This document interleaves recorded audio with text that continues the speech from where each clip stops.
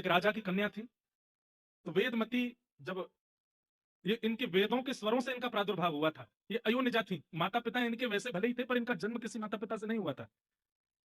एक प्रकार से वेद ही कन्या का रूप धारण करके आए, वेदमती। तो उन्होंने तप किया और तप करके ठाकुर जी के प्रति उद्देश्य रखा कि ठाकुर जी मुझको पति रूप में प्राप्त हों। आपकी तपस्या अंत होने वाली ही थी, तभी रावण आ गया और रावण ने इनके केश पकड़ करके इनका तप भंग करना चाहा। अपने किसी शस्त्र से अपने जो केश रावण ने पकड़े थे उस बीच से अपने केशों को काट दिया और जो बचा हुआ शरीर था उसको योग अग्नि में प्रविष्ट करके भस्म कर दिया, एक प्रकार से अंतर ध्यान कर दिया।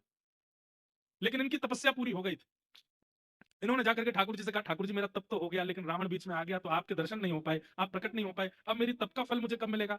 तब ठाकुर जी बोले, हम राम बन करके आ रहे हैं और जब हम दुष्टों का दलन करने के लिए वन में जाएंगे तो सीता जी उस भयावह रूप को देख नहीं पाएंगे, इसलिए सीता जी पावक में प्रवेश कर जाएंगी, अग्नि में प्रवेश कर जाएंगी। तब सीता जी का रूप धारण करके तुम आ जाना साथ, और आगे की यात्रा, और तुम्हें बदला भी लेना है। ये रावण ने तुम्हारा जो है तप में विघ्न डाला, इसलिए तुम आगे की यात्रा में संग चलना, तुम्हारे सामने हम दुष्टों का दलन करेंगे, फिर रावण तुम्हारा अपहरण करेगा, फिर तुम्हारे रावण की नगरी में रहने के कारण ही हनुमान जी जाकर के, जैसे उसने तुम्हारी तप में विघ्न डाला, उसकी पूरी नगरी को जला देंगे, फिर हम आकर के रावण का वध करेंगे, तुमको वहां से ले लेंगे, तुम्हारी जो इच्छा थी कि मैं पति रूप में मिलूं ये पूरी हो जाएगी।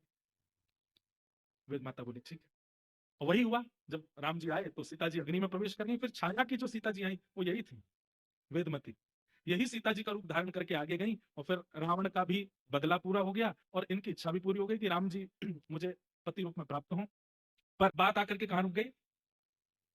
तुम्हारी तो इच्छा थी कि हम तुमको पति रूप में मिले, पर हमारा तो संकल्प है कि हम एक ही पत्नी व्रती रहेंगे, इस काल में एक पत्नी व्रती धारण करेंगे।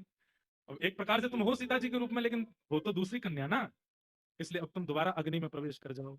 और उसके लिए पूरी लीला रचा करके राम जी ने सीता जी को वहां वाल्मीकि जी के आश्रम गई और वहां से अग्नि में प्रविष्ट हो गई, वो वेदमती माता प्रविष्ट हुई है, और जो वास्तविक सीता जी है वो पुनः राघव जी के साथ में आ गई। इस प्रकार से पूरी लीला हुई। लेकिन वेदमती बड़ी नाराज हो गई, बोले कि भगवान, क्या तप में तप करने वाले की ही इच्छा होती है, ठाकुर जी की इच्छा नहीं होती? मैंने तो आज तक नहीं सुना। आप ध्रुव को दर्शन देने के लिए उसकी इच्छा से गए थे कि अपनी इच्छा से गए थे? ठाकुर जी बोले, हम गए तो अपनी इच्छा से थे। बोले, ध्रुव को दर्शन करने में आपकी इच्छा है, प्रहलाद को दर्शन देने में आप नृसिंह बन के अपनी इच्छा प्रकट कर सकते हो, लेकिन वेदमती को पत्नी रूप में स्वीकार करने में आपने कैसे कह दिया कि तुम्हारी इच्छा थी, मेरी इच्छा तो नहीं थी? मेरी इच्छा अभी अधूरी है, इसको पूरी कीजिए।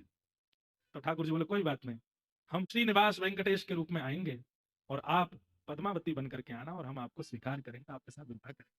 तो भगवान तिरुपति बन करके आए और तिरुपति बन करके तिरुपति यहाँ पर श्रीदेवी, भूदेवी और पद्मावती तीन पत्नियां हैं श्री ठाकुर जी की। ये पद्मावती कौन है? वही वेदमती पद्मावती बन करके आई और ठाकुर जी ने उनको स्वीकार किया।